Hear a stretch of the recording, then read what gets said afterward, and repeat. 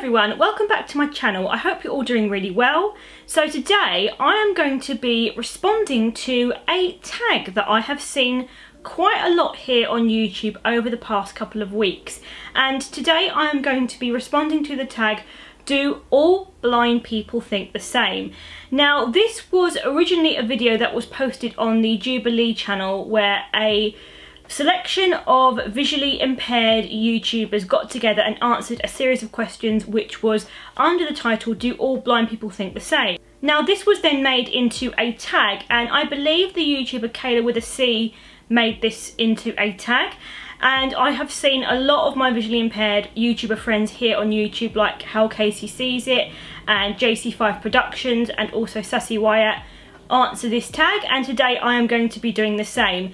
Now I was tagged originally by Sassy to film this video from Thinking Out Loud, so thank you very much Sassy for tagging me to do this, and I will link all the channels that I have mentioned that filmed this video down below, as well as the original video that was posted on the Jubilee channel. So today I'm going to be answering the question, do all blind people think the same? Keep watching if you want to find out more. Okay, so I also just want to give a little premise to this video because I'm aware that any random person who has stumbled across my channel and has never watched any of my content before and has no backstory of my diagnosis will probably think, well, are you fully blind? And the answer is no, I am not fully blind. I do still have some vision left, but I am legally registered as blind, and that is the thing. A lot of people who are legally registered as blind do and still have some sight left. It's only a very small percentage of people who actually are blind who can't see anything at all. It's estimated that around 10% of people who are blind have no vision whatsoever, which would include having no light perception. So just something to keep in mind. Also, if you are new to my channel, then hello, welcome to you all. My name is Emily, and if you would like to support this small YouTuber who makes videos about disability awareness and disability positivity, you can do so by simply clicking that subscribe button and also by clicking that notification bell down below to receive updates whenever I post new videos. So without further ado, let's get on to the tag. Being blind has enhanced my other senses. Now, this is an interesting question because I think that due to the cultural representation of blindness in the media and especially in fiction, aka Daredevil, people often think that you magically get enhanced senses overnight when you can't see. What I will say about this question is that although I wouldn't say my hearing or my sense of smell, for example, has become heightened because I can't see, because of the fact that it's an innate thing, what I will say is that because I use my hearing more and because I use my sense of smell more, I think that because over time I have relied on those senses more, they are more enhanced because I use them more. It's not because of an innate thing where when you don't see, by default your senses automatically heighten themselves.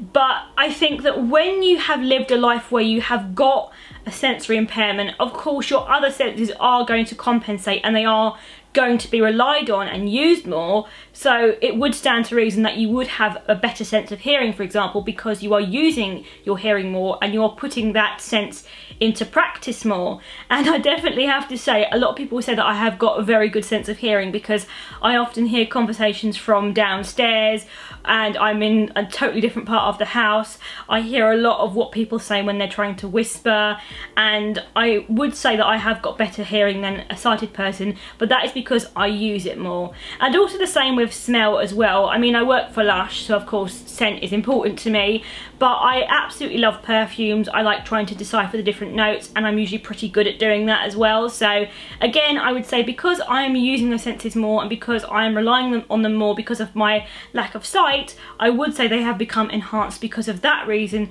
but it's not a magical reflex that your body develops when you can't see. It's not like a magical process that happens overnight. It's something that takes time and also I would say practice as well. So that's what I would have to say about that question.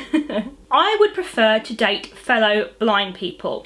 Now, I'm going to be completely honest with you. I am very socially awkward when it comes to the dating scene. I'm not the best person to answer this question. I don't really have a preference, to be honest. I just put it down to the individual, and if I like them then I'll go on a date with them. I tend to just judge it on the personality and the individual, and I don't really judge it down to if they have a visual impairment or if they don't have a visual impairment. I am not particularly swayed either way. I am less shallow about romantic partners. Oh gosh, another dating question again. These questions always make me feel so awkward. What I will say about this question is that I do still have certain standards and certain things that I would look for in someone. For example, I still look for someone who is of a similar age to me.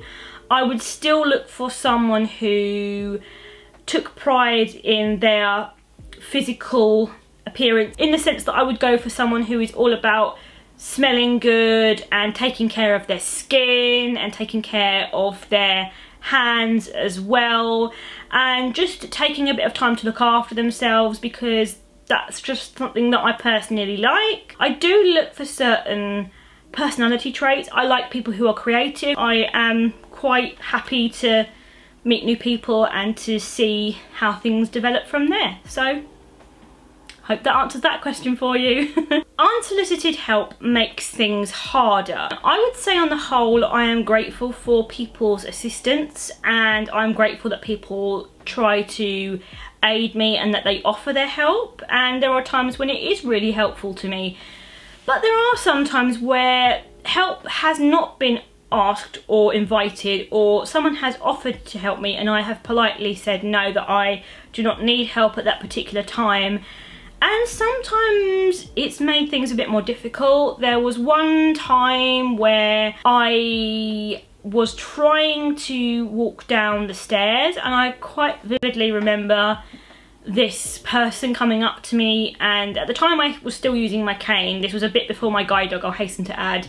And they took hold of my cane and said, come with me, I'll show you where to go. And that wasn't very helpful because I need my cane to be able to feel where the stairs are, and I was a bit like, how do I say please let go of my cane without sounding rude? But that was pretty awkward. But I managed to say to the person, please would you be able to not hold my cane because I can't feel where the steps are. There are other examples I could mention. There are loads of times where people have said, oh no, you're going the wrong way, I know where to go, come with me, and it turns out they didn't know where they were going and I was the one who knew the correct way to go. So yes, on the whole I would say that I am always grateful and appreciative of people's help, but there have been times where their help has been more of a hindrance, and where I wish they would have just respected my decision to get on with things on my own and to just leave it as that. But they didn't, and things happen, but such is life. The city I live in is easily accessible to me. Now, I live in London, England, and I would say for me as a visually impaired person, it is largely accessible, and there is a lot of things that are available to me as a non-sighted person to be able to get around the city independently. However, there are things that make things more difficult. For example, I have a guide dog. Having a guide dog in London where you have to negotiate these things called tubes. I know in other countries like America they're called the subway, but here in the UK we call them tubes.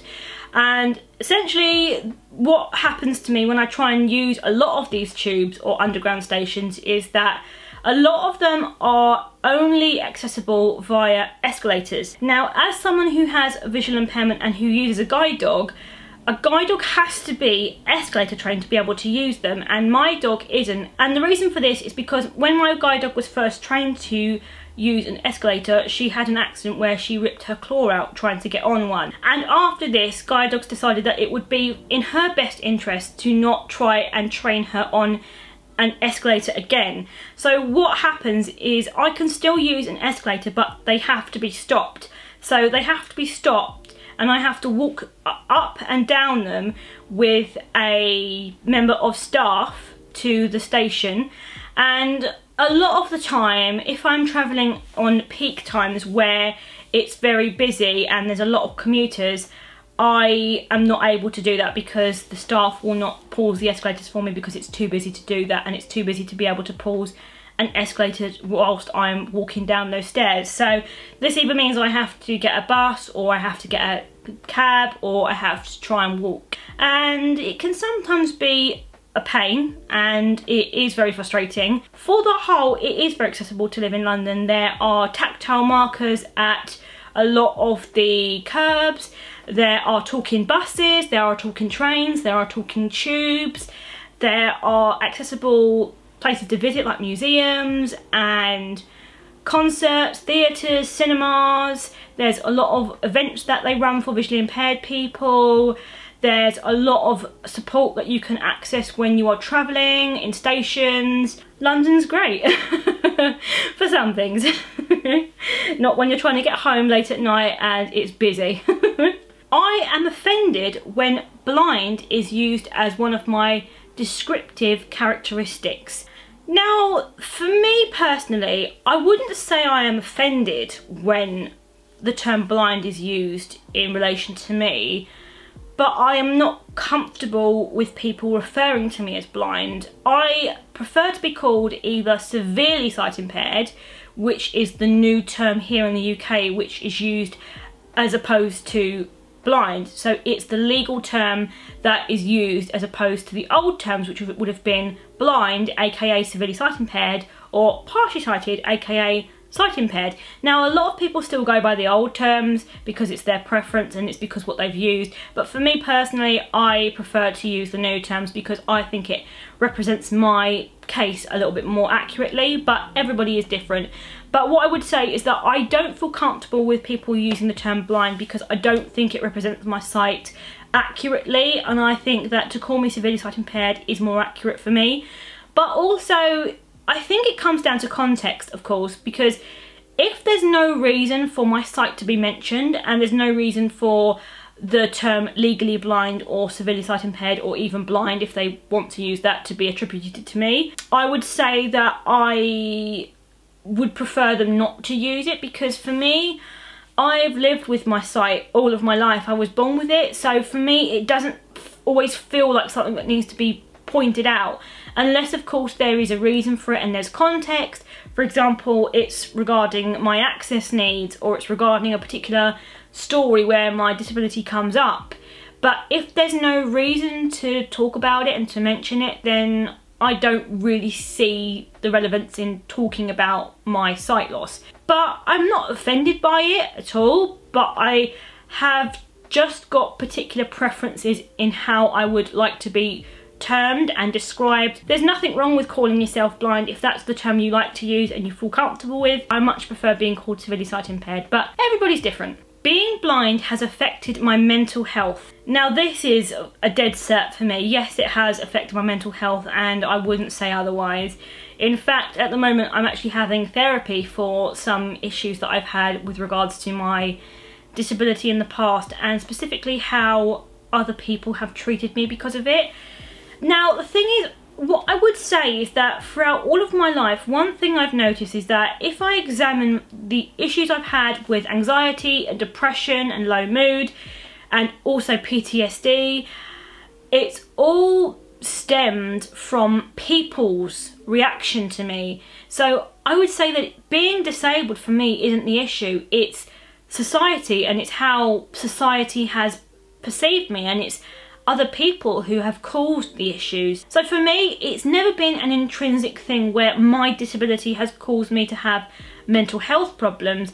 I would say a lot of the time it's been down to how I interact with the world and how other people have perceived these interactions. But I am trying to deal with them, and I am trying to examine these past experiences from the perspective of myself now as a 26-year-old woman who is a lot more wiser and experienced, and who has learnt how to not take people's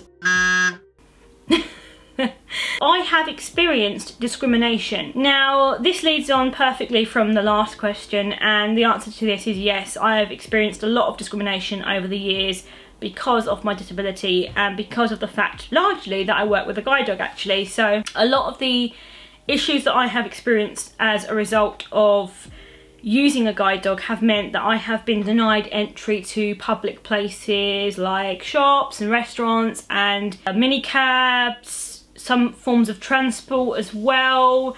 And I've had a lot of experiences in the past where I have not been able to access a service because of my disability, and it has been difficult because I've had to live with the fact that that happened to me, and I have to try and advocate for myself and try and resolve the matter. I'd say that I do also face discrimination when people judge me because I don't look blind. People have outright said to me that I'm lying about my disability, why they think that I have no idea. People have judged me because I will get my phone out and I will call someone when I'm out and about, and they will say, how can you be blind if you use a phone? There was one time where I went to an exhibition. This exhibition did not have any accessible audio guides or any large print guides for me to be able to use, and I couldn't see any of the little cards that were displayed in the exhibitions. And I had gone there because I was studying for my master's degree, and I was doing a particular essay that was in relation to this particular exhibition that I went to. And so I got my phone out and started to use an app to be able to scan the cards with the text on them to be able to read the information. And I had a security guard come over to me and say, you can't use your phone in here because it's not allowed. And I was trying to explain, well, there's no provision for me as a visually impaired person to be able to read any of these cards, so I'm trying to make this experience accessible for myself because your facility has failed to do that. And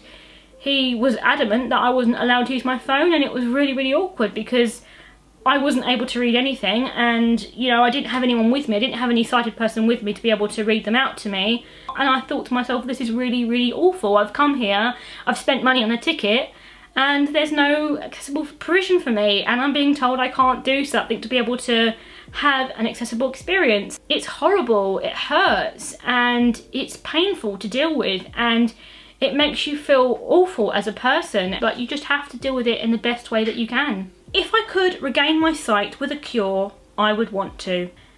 The answer to this, in very simple terms, is no. The reason for that is because primarily that I have lived with my sight loss since I was born. I have never known any different. So to me, it's not like I have lost something to yearn for or to want back. This is my normal. This has always been my normal. And I feel that my disability is a part of me. You know, I used to be that kind of person who would say, my disability doesn't define me. Now, although I would say that my disability does not define me as a person and wholly define me as everything that I am, it has helped to shape who I am as a person, and it's had a huge impact on the person I have ended up to be, and it's had a huge impact on the lessons I've learned through life and my morals and how I see others and how I treat others. And it's been a great teacher, and it's woven into who I am. So the idea of curing it is, for me, very strange because it's a big part of me, and to cure it would, for me, to be to take away a really intrinsic part of my world and who I am as a person. So for me, no. I can honestly say that if I was given the option to have a cure, I would turn it down. I would say no, because I don't feel that for me it's something that I would want. So that is my honest answer. So there you have it. That concludes my take on the tag, do all blind people think the same? I hope you found my answers interesting and it shedded some light on how people with visual impairments may or may not think. And thank you so much for watching. Let me know down in the comments, what is your response to any of these questions, and do you agree or do you disagree with me? All opinions are welcome. And thank you for watching, and don't forget to like, comment and subscribe, and I will see you all in my next one. Bye bye everyone.